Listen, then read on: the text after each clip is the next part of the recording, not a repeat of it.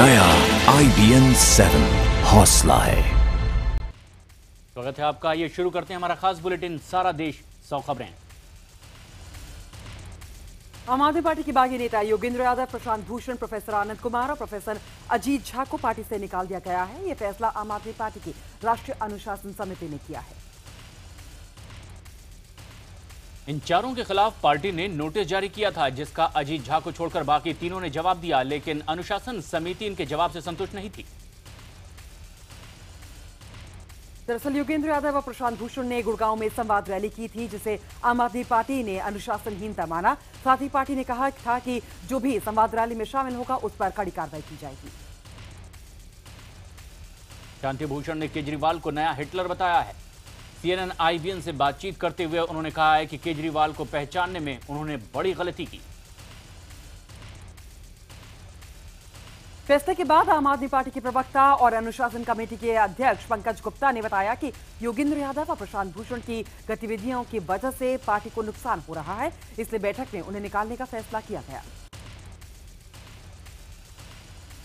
आम आदमी पार्टी से निकाले जाने के बाद योगेंद्र यादव ने कहा है कि जब किसी को उनके घर से निकाल दिया जाए तो कैसा महसूस होता है, वैसा ही मुझे महसूस हो रहा है। यह अफसोस की बात है कि पार्टी ने हम चारों पर यह कार्रवाई की। इससे पहले प्रशांत भूषण ने आप नेता आशीष खेतान और पंकज गुप्ता पर करोड़ों रुपए रिश्वत लेने का आरोप लगाया। प्रशांत के मुताबिक खेतान ने तहलका मैगजीन में काम करने के दौरान टेलीकॉम घोटाले की एक आरोपी कंपनी के पक्ष में खबर लिखने के लिए 2 करोड़ रुपए लिए। इसके बाद आरोपी टेलीकॉम कंपनी तहलका के कार्यक्रमों को प्रायोजित करने लगा था और पंकज गुप्ता पर आरोप है कि उन्होंने PAC की इजाजत के बगैर 2 करोड़ रुपए की फर्जी कंपनी के जरिए चेक लिए। प्रशांत भूषण के आरोपों के जवाब में आम आदमी पार्टी के प्रवक्ता आशुतोष ने तीखा हमला किया है। आशुतोष के मुताबिक प्रशांत भूषण पहले आशीष खेतान की ईमानदारी की कस्में खाया करते थे। संसद में आज भी कल की तरह ही विपक्ष का हंगामा देखने को मिल सकता है। आज भूमि अधिग्रहण बिल के मुद्दे पर कांग्रेस छोड़कर तमाम विपक्षी दल चर्चा में भाग लेंगे और उनके निशाने पर मोदी सरकार होगी। कल भूमि अधिग्रहण अध्यादेश पर कांग्रेस उपाध्यक्ष राहुल गांधी ने मोदी सरकार को घेरा और उन्हें खरी खोटी सुनाई। राहुल गांधी ने मोदी सरकार को सूट बूट की सरकार बताया और कहा कि सरकार जानबूझकर अपने उद्योगपति मित्रों को जमीन देना चाहती है। भूमि अधिग्रहण बिल के मुद्दे पर आज बीजेपी संसदीय दल की बैठक है और इस मीटिंग में प्रधानमंत्री नरेंद्र मोदी अपने सांसदों को बताएंगे कि किस तरह भूमि बिल पर विपक्ष को जवाब दिया जाए। 3 दिन पहले ही प्रधानमंत्री मोदी ने बीजेपी सांसदों की पाठशाला ली थी, जिसमें भी पीएम मोदी ने सांसदों से कहा था कि वो अपने अपने क्षेत्र में जाएं और बताएं कि मोदी सरकार का भूमि बिल किसानों के हित में है। दिल्ली में रंगदारी की घटनाएं लगातार बढ़ती जा रही है। बीती रात भवाना इलाके में एक प्राइवेट अस्पताल पर फायरिंग की गई। फायरिंग के बाद बदमाशों ने धमकी दी कि अगर अस्पताल के मालिक डॉक्टर दिनेश मोदी ने 20 लाख रुपए नहीं दिए तो अंजाम बहुत बुरा होगा। हमलावरों की तस्वीर सीसीटीवी कैमरे में कैद हो गई है। यह घटना सोमवार रात 8 बजे की है, जब बाइक पर आए 2 बदमाशों ने अस्पताल में 2 राउंड फायरिंग की। डॉक्टर दिनेश मोदी को पहले भी धमकियां मिल चुकी है और उसके बाद पुलिस ने उन्हें सुरक्षा दे रखी है। घटना के बाद पुलिस मौके पर पहुंची और सीसीटीवी फुटेज के आधार पर अब वो आरोपियों की तलाश में जुटी है। इंडियन कोस्ट गार्ड और नेवी ने भारतीय समुद्री सीमा में आई 3 नावों को पकड़ा है। इन नावों से कोस्ट गार्ड ने 250 किलो हेरोइन बरामद की है, जिसकी बाजार में कीमत 600 करोड़ आंकी गई है। गार्ड्स ने 8 पाकिस्तानी स्मगलरों को भी इसमें पकड़ा है। 3 नावों में से 2 नाव भारतीय हैं, 2 नावें द्वारका से लाई गई थी। पाकिस्तानी नावों से 3 सैटेलाइट फोन भी बरामद हुए हैं। दरअसल खुफिया रिपोर्ट के चलते बोट को शनिवार शाम से ही ट्रेस किया जा रहा था। बोट की लोकेशन तक बताई गई थी और उसमें सवार लोगों का हुलिया बताया गया। सलमान के हिट एंड रन केस में आज बेहद अहम दिन है। मुंबई की सेशन कोर्ट आज इस केस में फैसले की तारीख तय करेगी, यानी कि इस केस का फैसला कब सुनाया जाएगा यह तय किया जाएगा। सोमवार को दोनों पक्षों की जिरह खत्म हो चुकी है। बाबा रामदेव को कैबिनेट मंत्री का दर्जा दिया जाएगा। हरियाणा की मनोहर लाल खट्टर सरकार ने यह फैसला किया है। आज सोनीपत में एक कार्यक्रम है जिसमें बाबा रामदेव को सम्मानित किया जाएगा। उसके बाद हरियाणा के सीएम खट्टर पानीपत जाएंगे, जहां आचार्य कुलम गुरुकुल का शिलान्यास भी करेंगे और इस कार्यक्रम में बाबा रामदेव समेत हरियाणा सरकार के कई मंत्री भी शामिल होंगे। सीबीआई को रेलवे में 4,000 करोड़ के घोटाले की आशंका है, जिसको लेकर सीबीआई मामला दर्ज कर सकती है। सीबीआई सूत्र के मुताबिक वित्तीय वर्ष साल 2012-2013 में रेलवे ने 1008 लाख मीट्रिक टन माल ढुलाई की, जिसका जबकि बताया कुछ और गया है। दरअसल सीबीआई को शक है कि रेलवे के सॉफ्टवेयर के माध्यम से हेराफेरी हुई है और ये रेलवे के बड़े अधिकारियों की मिलीभगत से किया गया है। जानकारी के मुताबिक माल ढुलाई 2012-2013 में 4,263 करोड़ रुपए का फर्क मिल रहा है। सूरत के ओएनजीसी के गैस के कुएं में शनिवार से लगी आग अभी तक बुझ नहीं पाई है। इस हादसे में अब तक 12 लोगों के जख्मी होने की खबर है, जिसमें से 4 लोगों की हालत गंभीर है। सूत्रों की माने तो आग पर पूरी तरह से काबू पाने में 20 से 25 दिन और लग जाएंगे। इस बीच पेट्रोलियम मंत्री धर्मेंद्र प्रधान ने बताया है कि आग पर काबू पाने के लिए विदेश से भी टीम बुलाई गई है। उत्तर प्रदेश के बलिया में 3 नाबालिग सगी बहनें घर से इसलिए भाग गईं कि वहां वो पढ़ना चाहती थी, जबकि उनके पिता ने उनके स्कूल से उनका नाम कटवा दिया था। स्थानीय लोगों की मदद से आखिरकार पुलिस ने इन्हें बलिया स्टेशन से ही बरामद कर लिया और उसके बाद पुलिस ने उन्हें परिजनों को पढ़ने लिखने का लिखित आश्वासन लेकर लड़कियों को सौंप दिया। मथुरा में बेमौसम बारिश और ओले गिरने से हुई तबाही के बाद प्रशासन का असंवेदनशील रवैया किसानों को भारी परेशानी में डाल रहा है। सरकार ने तत्काल राहत राशि के जो चेक किसानों को बांटे, वो बैंक ने उन्हें वापस कर दिया है। दरअसल बैंक ने ये कहते हुए वापस कर दिए कि चेक देने वालों के खाते में पर्याप्त राशि नहीं है। इस मामले पर जिलाधिकारी ने कहा है कि चेक बाउंस होने के मामले में वे जरूरी कार्रवाई करेंगे। क्रिकेट मैच के दौरान कैच लेते वक्त घायल हुए बंगाल के युवा क्रिकेट अंकित केसरी की मौत हो गई है। सोमवार को अस्पताल में उसने दम तोड़ दिया। भवानीपुर के खिलाफ क्लब स्तर के मैच में यह हादसा हुआ, जब 12वें खिलाड़ी के तौर पर अंकित फील्डिंग कर रहे थे और इसी दौरान अंकित ने कैच लेने की कोशिश की, मगर साथी खिलाड़ी सौरभ मंडल से टकरा गए। 3 दिन अस्पताल में भर्ती होने के बाद सोमवार को दिल का दौरा पड़ा और आखिरकार उनकी मौत हो गई। अंकित की मौत ने देश के पूरे क्रिकेट जगत को झकझोर कर रख दिया है। सचिन, कुंबले और गावस्कर ने इस घटना पर शोक जताया। खुद बीसीसीआई अध्यक्ष जगमोहन डालमिया अंकित को श्रद्धांजलि देने उनके घर पहुंचे। उसके बाद मुख्यमंत्री ममता बनर्जी ने श्रद्धांजलि दी। मध्य प्रदेश के खंडवा में ओंकारेश्वर बांध की ऊंचाई का विरोध करने वाले लोगों का जल सत्याग्रह लगातार जारी है। ये लोग पिछले 9 दिन से जल सत्याग्रह कर रहे हैं। किसानों का आरोप है कि मुआवजा देने से पहले ही बांध का स्तर 191 मीटर कर दिया गया, जिससे गांव डूब में आ गए। लेकिन राज्य सरकार ने सफाई दी है कि किसी भी सूरत में बांध का स्तर 189 मीटर नहीं किया जाएगा। सरकार का यह भी कहना है कि आंदोलनकारियों को उनकी मांगों के आधार पर 225 करोड़ का विशेष पैकेज दिया गया है। पाकिस्तान की तरफ से सरहद पार पर लगातार फायरिंग की वजह से सीमा पर बसे किसान दहशत में जी रहे हैं। जम्मू के कठुआ जिले में पहाड़पुर बॉर्डर के पास बीएसएफ जवानों ने 2 संदिग्ध आतंकियों को भी देखा। पाकिस्तान ने भी जवाबी फायरिंग की और कई गांवों को निशाना बनाया, जिसमें खेतों में लगी फसलों को खासा नुकसान हुआ है। फायरिंग से स्थानीय लोगों में दहशत है। 4 धामों में शामिल यमुनोत्री गंगोत्री धाम के कपाट आज के श्रद्धालुओं के लिए खोल दिए गए हैं और आज सुबह 11:30 बजे यमुनोत्री धाम के कपाट खोल दिए जाएंगे। और इस मौके पर मुख्यमंत्री हरीश रावत के भी पहुंचने का कार्यक्रम है। खड़गसाली और यमुनोत्री धाम में भारी तादाद में श्रद्धालु पहुंच रहे हैं, जिसे लेकर प्रशासन ने तैयारियां पूरी कर ली हैं। समलैंगिक डॉक्टर पति की वजह से खुदकुशी करने वाली एम्स की डॉक्टर प्रिया का अंतिम संस्कार कर दिया गया है। प्रिया के परिवार वालों ने जयपुर में उनका अंतिम संस्कार किया। आपको बता दें कि एम्स में डॉक्टर प्रिया ने दिल्ली के पहाड़गंज के एक होटल में हाथ की नस काटकर खुदकुशी कर ली थी। प्रिया ने अपने पति पर समलैंगिक होने का आरोप लगाकर खुदकुशी की थी। उसके पति कमल को गिरफ्तार किया जा चुका है। बरेली में बीकॉम की छात्रा को अगवा करके उसके साथ गैंगरेप और एमएमएस बनाने का मामला सामने आया है। आरोप है कि कोचिंग जा रही छात्रा को 3 युवकों ने अगवा कर लिया, होटल में ले जाकर उसे नशीला पदार्थ पिलाया और बेहोश कर दिया। उसके बाद छात्रा के साथ गैंगरेप किया गया और उसका अश्लील वीडियो भी बनाया गया। शिकायत के बाद पुलिस ने गैंगरेप के 3 आरोपी युवकों को गिरफ्तार कर लिया है। बिहार के मुजफ्फरपुर में पुलिस मुठभेड़ के दौरान 8 नक्सलियों को गिरफ्तार कर लिया गया है। बताया जा रहा है कि ये लोग एएसपी को जान से मारने का प्लान बना रहे थे। मुठभेड़ के दौरान एक नक्सली को पुलिस की गोली भी लगी, फिर भी वो फरार होने में कामयाब रहा। पुलिस को शक है कि नक्सली के और भी पुलिस ने तलाशी अभियान शुरू कर दी है। बिहार के बगाम में एसपी का फर्जी रीडर बनकर के ठगी करने वाले एक युवक को गिरफ्तार कर लिया गया है। इस शख्स ने रौब दिखा करके एक व्यापारी से 30,000 रुपए वसूले थे। व्यापारी की शिकायत पर जब जांच हुई तो ये शख्स फर्जी निकला। जब इसकी गिरफ्तारी हुई तब ये एक महिला के साथ रंगरलियां मना रहा था।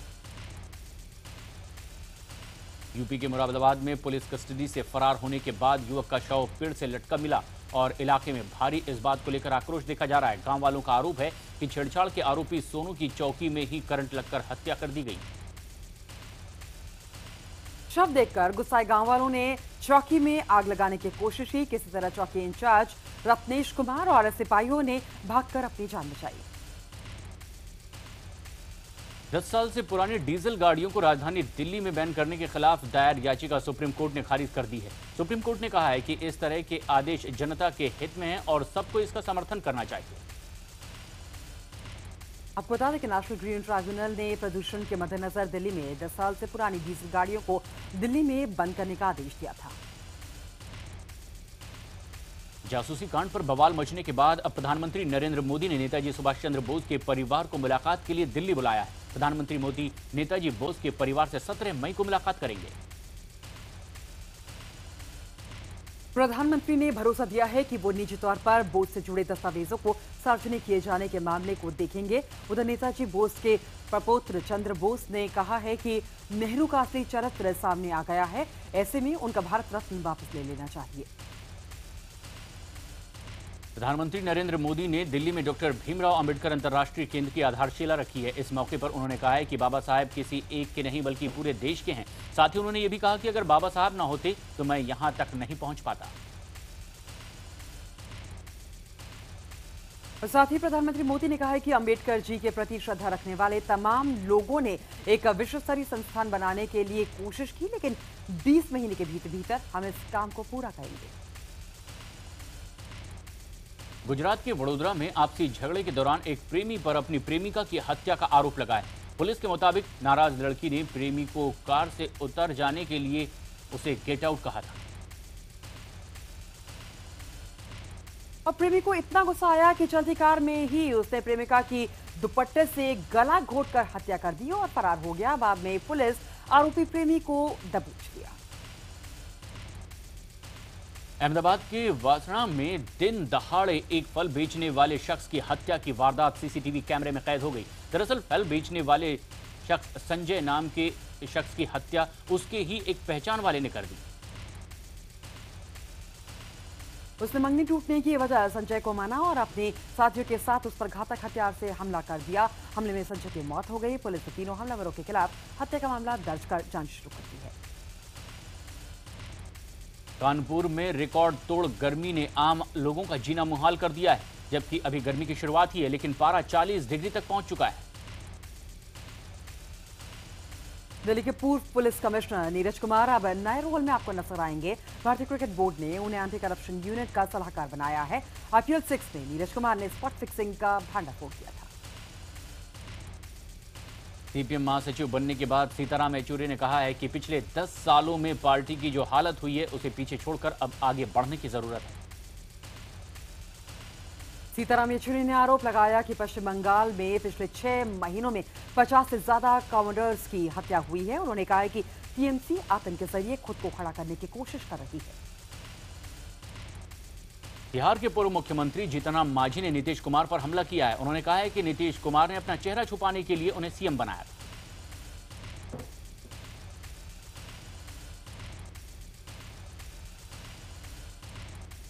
और इतना ही नहीं, अफसरों और इंजीनियरों की ट्रांसफर पोस्टिंग में बड़े पैमाने पर घूस ली जा रही है, क्योंकि चुनाव होने वाले हैं। नीतीश कुमार की बेईमान सरकार ईमानदार का चोला पहन रखा है।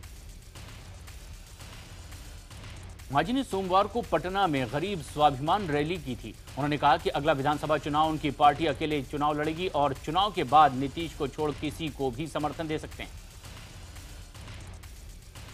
मध्य प्रदेश के टीकमगढ़ में भी एक दर्दनाक हादसा हुआ है। दरअसल नहर में बिजली का तार टूटकर गिर गया था। उसे एक परिवार के 4 बच्चे की मौत हो गई और करंट लगने से इन चारों की मौत हो गई।